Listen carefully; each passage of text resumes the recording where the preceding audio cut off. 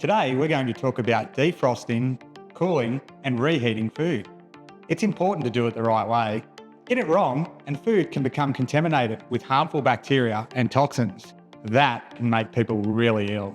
Let's start with defrosting. The best way to thaw food is in the fridge. If you need to thaw food immediately, do it in a microwave.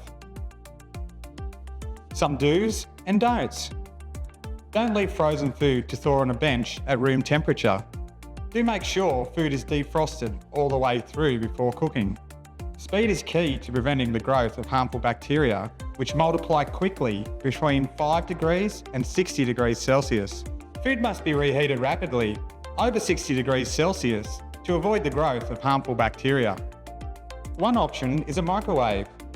Microwaves can save time and energy, and they heat food very quickly. Another option is to use an oven. Ovens are good when you have a larger quantity of food and time to preheat the oven. Another method is using a stovetop. Stovetops are best for soup or other liquid-based foods. Make sure your food is heated all the way through to over 60 degrees at the centre. For accuracy, you can always check the temperature with a probe thermometer. Make sure your thermometer is calibrated. You can do that by dipping it in ice. Here's a few don'ts.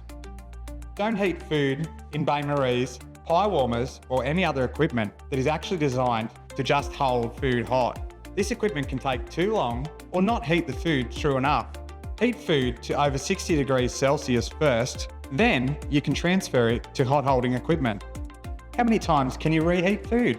It's best practice that potentially hazardous food is only reheated once. Potentially hazardous food includes things like eggs, meat, poultry, dairy products, seafood, cooked rice and pasta, or any products containing these ingredients. What about cooling food down? Remember to use the cooling rule.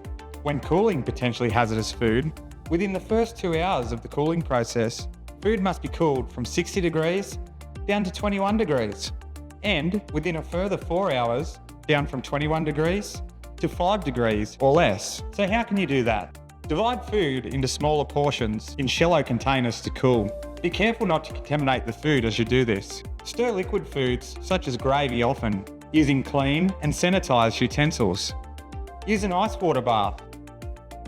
Allow air to flow freely around the cooling container, for example, on a rack rather than on the floor. Of course, if you have rapid cooling equipment, like a blast chiller, use that. Make sure you monitor the temperature of the food during the cooling process to ensure the procedure you use is effective. Here, we're using the cooling log template to demonstrate that the food is cooling from 60 to 21 degrees in the first 2 hours and from 21 degrees to 5 degrees within the following 4 hours. Keep your customers safe. Defrost in a fridge or a microwave, never on a bench. When reheating or cooling, keep it quick and within the safe time and temperature limits.